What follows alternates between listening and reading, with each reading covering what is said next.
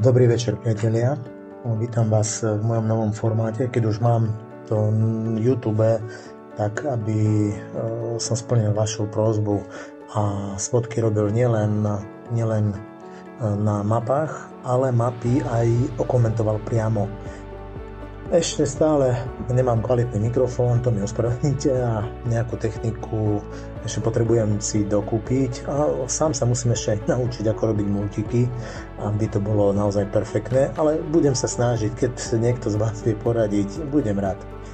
Ale aby to nebolo len tak, aby ste zistili, aký kramín sme dnes bol oslobodený, aká škola bola zase obklúčená, vždy začnem s vývojom niektorého frontu a ak sa vám to zapáči, tak nasledujúcu môžem urobiť kurský oblúk, kurskú dugu, kde rozoberiem aj prečo vlastne museli Ukrajinci napadnúť, prečo tam toľko museli Ukrajincov zomrieť. Neviem, Ukrajincov tam zomierali aj Poliaci, Francúzi, Rusi, vlastne strašne veľa ľudí tam zomrelo pri nezmyselnom boji. Takže toto by som rozobral na mapách, ako všetko to začalo a vlastne ako to končilo. Vlastne od začiatku až do konca.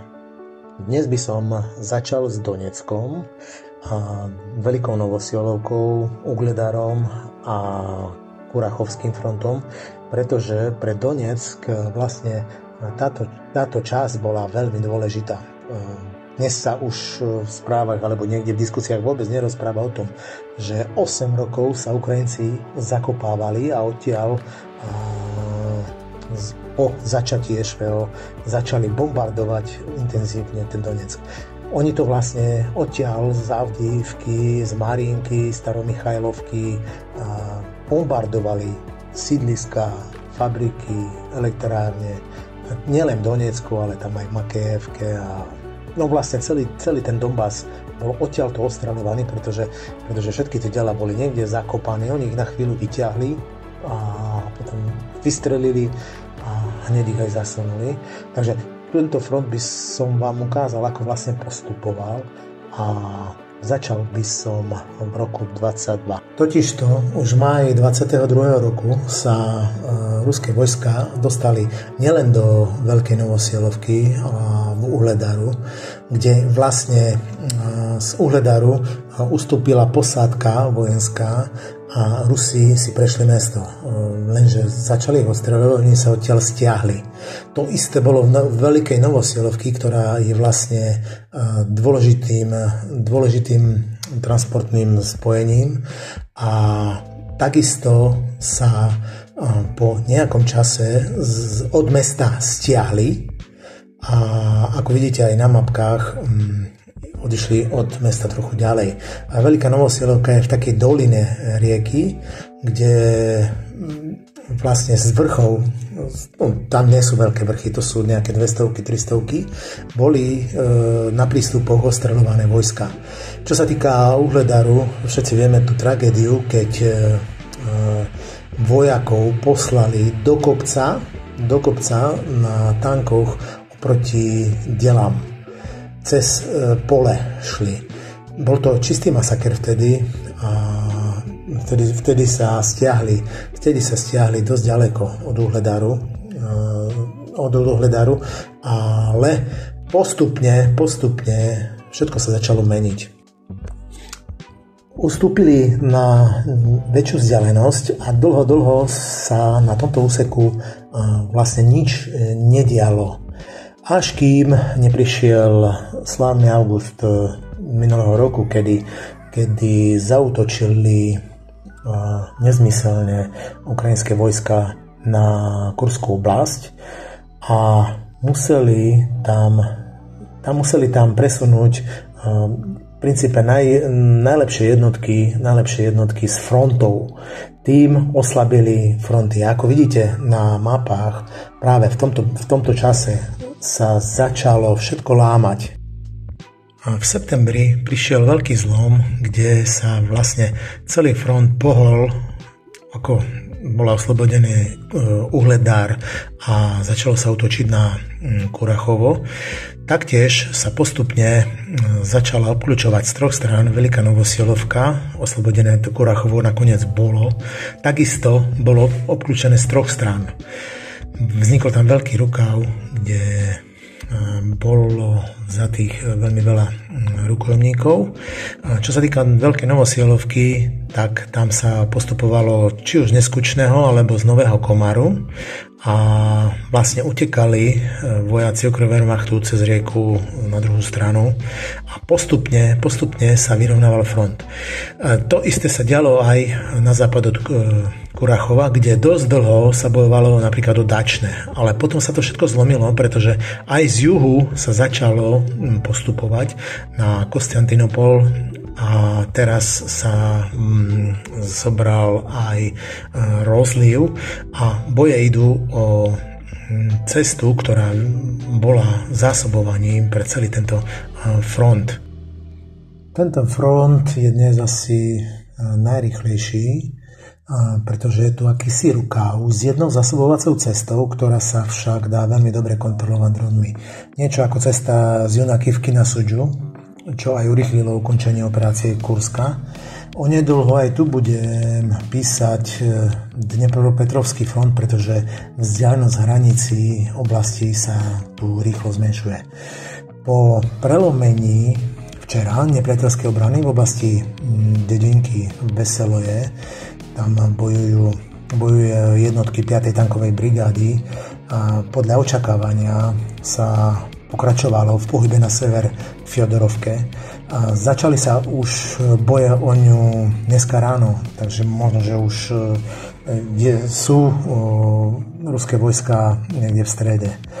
No a odtiaľ taktiež od Veselého sa útočí na západ z dôvodu, pretože od Hevčenka a Voskresenky môže útočiť Ukrovermacht a potrebujú tu Rusi upevniť nejakú tú líniu z boku, aby vlastne predišli útokom z boku. Zároveň sa tak snažia rozšíriť základňu a tú hĺbku toho prielomu.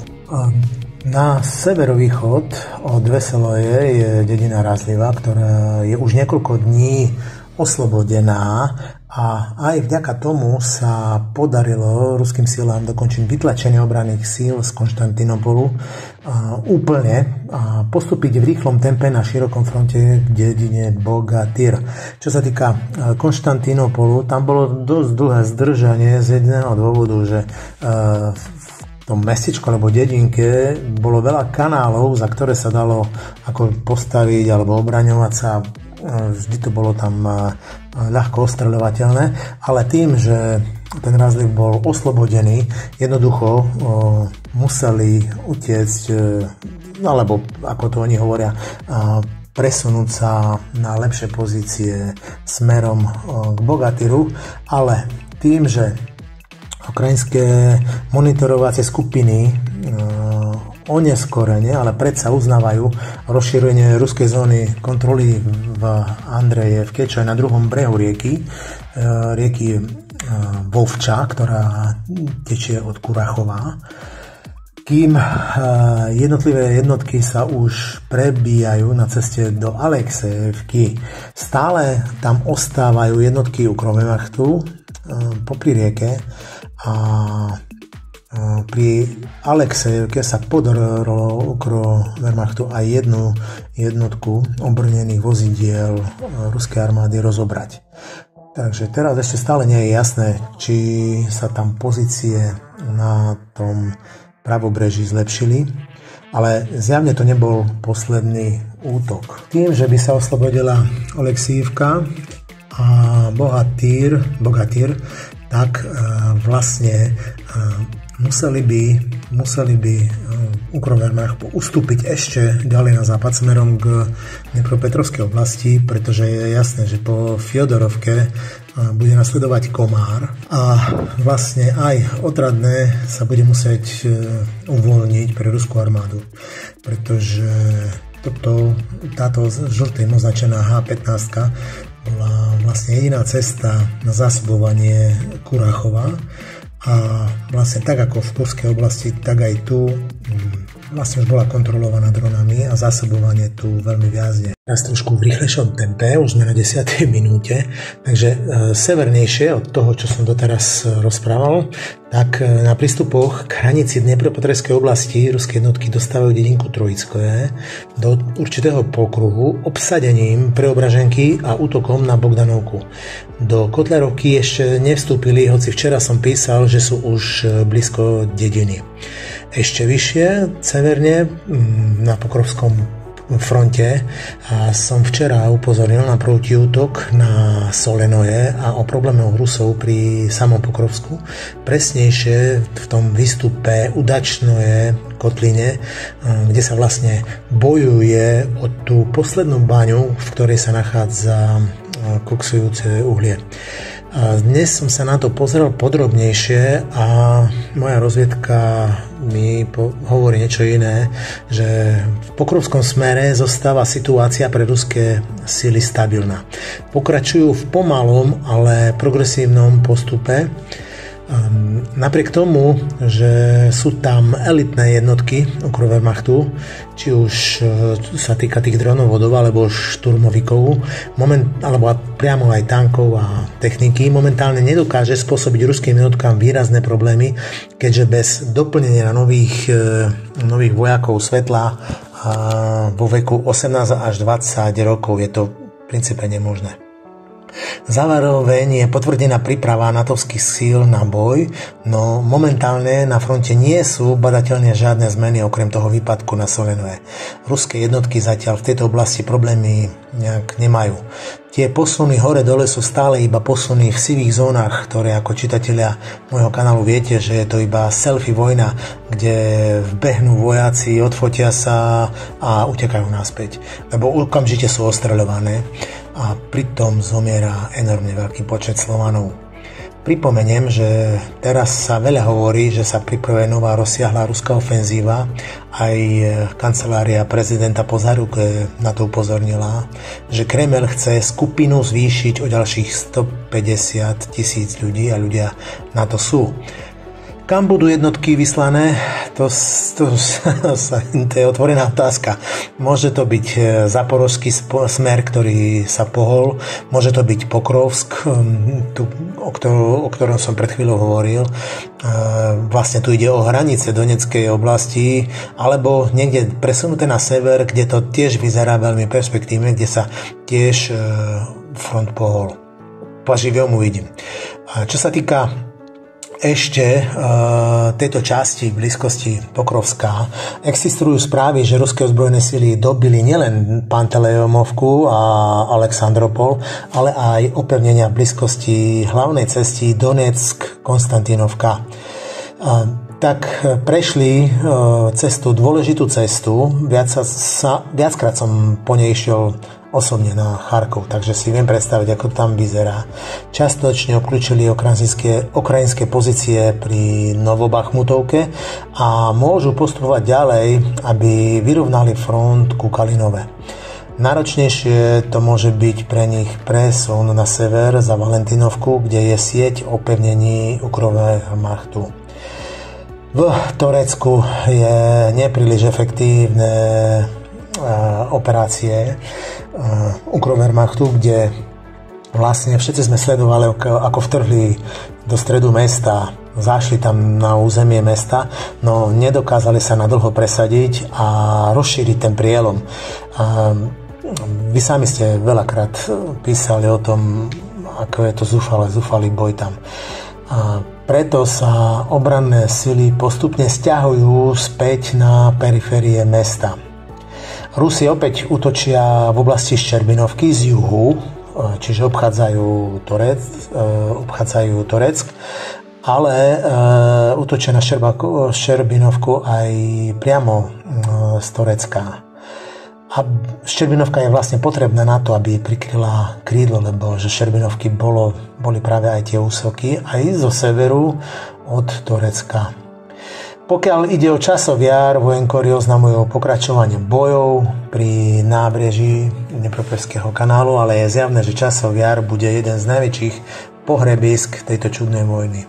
Tu sa o jedno mesto bojuje mesiace. Toreck a Časov Jar boli posledné dva mestá, ktoré po Bachmute boli vzaté napriamo. Odtedy sa vlastne všetky mestá, mestečka, aj sa snažia aj dedinky zobrať do obklúčenia aspoň z 3 strán a vtedy na to mesto môžu zaútočiť. Prejdem na Limanský front. Ešte včera som písal, že je tu možnosť spojiť 2 výstupy a objektívne kontrolné zábery ukazujú, že tak sa to deje a po kopčekoch, tu sú výška asi okolo tých 200 metrov vyvýšeniny, severne od Novoľubovky zaútočili a predmostie v oblasti Makejevky a Ivanovky sa tak prakticky zjednocujú. Myslím, že to nebude dlho trvať, keďže nepriateľ rozhodne nevydrží medzi nimi tie zostávajúce pozície udržať dlho. Čo sa týka Kupianskeho severného frontu, stalo sa, čo sa malo stať. Nepriateľ úplne stratil kontrolu nad západným brehom rieky Oskol, severne od Kupianska. Vo všeobecnosti sa tu situácia natovcov Wehrmachtu naďalej rýchlo zhoršuje. To znamená, že Rusi získavajú možnosť dostať sa hlboko do Charkovskej oblasti a možno získať stratené pozície až po rieku Doneck. Odkiaľ tak rýchlo, ale organizovanie svojho času museli odísť. Tu asi spravím takisto špeciálne videjko, ako to bolo, pretože bolo to obrovské územie, ktoré museli Rusi opustiť. Ruské predmostie cez rieku Žerebec sa mierne rozšírilo, tenteraz medzi Novoľubovkou a Nevským okolo Zagrízova sú tiež menšie úpravy. Na Dvorečanskom predmostí sa ruské ozbrojené sily prebijajú do Malej Šapkovky pri Kondrašovke a pokračujú v získavaní priestoru pod Krásnym Pervím. Stráta týchto dedín poskytuje fyzickú kontrolu nad trasou Kupiansk-Balšoj-Borluk a tým sa presekne prvá strategická cesta do mesta Kupiansk. Preverujem aj informácie, že sa Rusom podarilo zmocniť sa Kamenky, na ktorú sa rútia z taktického kopčeka, skôr vyvýšeniny. Podľa informácií z ruskej strany, ak NATO a Wehrmacht neobnovia stratené pozície, v najbližších týždňoch môže vzniknúť jediné predmostie od Kondrašovky po Topol hore na hranici s Ruskou federáciou. Keď sa posunie front na západ o 10 km, otvorí sa pozemná zásobovacia trasa z oblasti Valujek, čo je už mesto za ruskou hranicou. Sa vrátim k Zaporožiu, pretože som ho vynechal. A podľa informácií ministerstva obrany je oficiálne Lobkové oslobodené. Včera som hovoril, že sa objavila video aj so zástavami. Ukrajinci to zatiaľ nepotvrdzujú, odmietajú niečo také. Jedine pohyb potvrdili nad 5 chatkami, ale je tu informácia, že sa Rusi objavili pri obci Kamianske, ktorá je na brehu bývalej Kachovskej priehrady, ktorá je vypustená z juhu a oslobodenie Lobkového dovoluje približiť sa k Kamianskému aj z východu. Je to z 2 smerov. Zo západu, vidíte tam na mape, je priehrada a takisto sa to nedá obísť cez bývalú Kachovskú priehradu. Jednoducho je to nemožné. No a nakoniec som si nechal Sumský front, začnem Belgorodskou oblasťou. Tam veľmi sa nič nezmenilo. Geografia bitiek je stále rovnako, čo mi už porilo kreslenie mapy. Vojenskí korešpondenti zároveň zaznamenali mierny pokles dynamiky útokov Wehrmachtu. Možno sa mäso teraz hromadí pred novou vlnou alebo pred náhlym útokom na inom mieste. Dozviem sa, podám vám informáciu. Čo sa týka Kurskej oblasti, tam sa stále pokračuje čistenie Gujeva, ktorého vyhlásenia o oslobodení ruskými blogermi bolo trochu predčasné. Je neuveriteľné, ako sa tam natovci s Ukrami držia bez rotácie, zásobovania, len sú zakopaní niekde a bojujú. Zmysel toho všetkého nechápem to. Čo sa týka Sumskej oblasti, pretože boje sa prenesli severne od mesta Sumy a tam postupujú ruské ozbrojené síly. Tam sa ešte stále bojuje v Pasovke a postupuje sa vo Veselovke. A ako som už aj včera písal, chvíľami natovci s Ukrowehrmachtom prechádzajú do protiútokov, preto je ešte tá Basovka stále neoslobodená. Včera, alebo dneska to bolo, navštívil pohraničné regióny Sumy a Černigov prezident po záruke a dnes sa táto fotka objavila so Zelenským pri vchode, pri vjazde do mesta Sumy zo smeru od Romny, čo sa vo všeobecnosti považuje za zlé znamenie predchádzajúceho návštevy, či už si pamätáme v Bachmute či Avdiivke, ale v ďalších neprospeli obranným schopnostiam posádok, takže to len znamená, že Sumy budú ruské onedlho. Takže som na konci a od vás záleží, ako či budú takéto svodky pokračovať, či máte záujem pozrieť aj trochu históriu frontu, či by ste chceli históriu a komentovanie tej kurskej bitky, ktorá bola totálny nezmysel. Alebo niečo mi navrhnite na YouTube do diskusie. A nezabudnite kliknúť, zdieľať, veľmi mi to pomôže. Takže prajem vám ešte raz pekný večer, majte sa.